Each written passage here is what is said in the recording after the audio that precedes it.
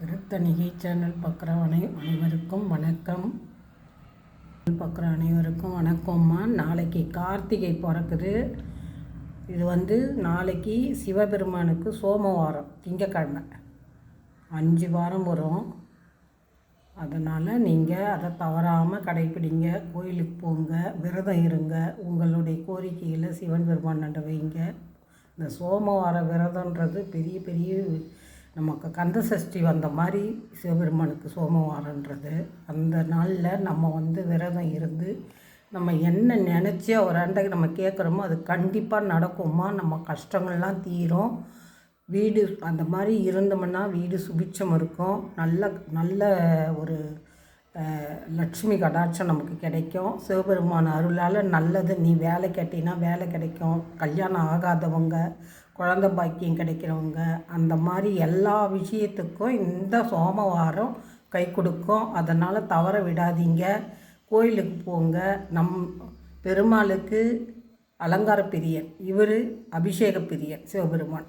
அதனால் நீங்கள் என்ன பண்ணுறீங்க, அந்த சிவபெருமானுக்கு நம்மளால் என்ன முடியுதோ அதை தேன் வாங்கி கொடுத்தீங்கன்னா உங்களுக்கு சந்தோஷம் கிட்டும். பால் வாங்கி கொடுத்தீங்கன்னா ஆயில் பெருகும். திருநீர் வாங்கி கொடுத்தீங்கன்னா கடன் தீரும். அந்த மாதிரி நிறைய இருக்குது அதில். அதை நான் கொடுக்குறேன் உங்களுக்கு.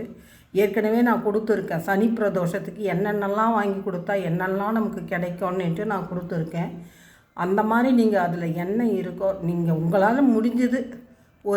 நம்மளால் எதுவுமே முடியலன்னா கூட ஒரு வில்வ இலையாவது வாங்கி அவருக்கு கொடுத்துட்டு போங்க. அந்நிய நாளில் அது நமக்கு நல்லதே நடக்கும். அதை தவறவே விடாதீங்க. 5 சோமவாரம் கார்த்திகை தீபம் வரும். இந்த சோமவார விரதத்தை நம்ம கடைபிடிச்சோம்னா நமக்கு நல்லதே நடக்கும். அதனால் இதை தவற விடாமல் இதை கடைபிடிங்கம்மா. சரிங்களா? உங்களுக்கு பிடிச்சிருந்தால் லைக் பண்ணுங்கள், ஷேர் பண்ணுங்கள், சப்ஸ்கிரைப் பண்ணுங்கள். தேங்க்யூம்மா. நாளைக்கு திங்கக்கிழமை, நாளைக்கு முத கார்த்திகை பிறந்த உடனே சோமவாரம் நமக்கு வருது. அதனால் இதை தவறாமல் செய்யுங்க. வெளியே போகிறவங்களா இருந்தால் கூட ஈவினிங் இல்லை நம்ம வீட்டில் இருக்கிற அவருடைய இதுக்கு ஒரு பால் காய்ச்சி வச்சுட்டு அவரை பார்த்துட்டு ஒரு தீப ஆராதனை, அவருக்கு பிடிச்சது ஏதாவது வாங்கி வச்சுட்டு அவருக்கு தீப ஆராதனை பண்ணிட்டு போங்க. அவரை நினச்சி விரதம் முடிஞ்சால் விரதம் இருங்க.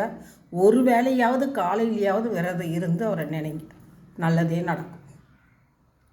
தேங்க்யூம்மா.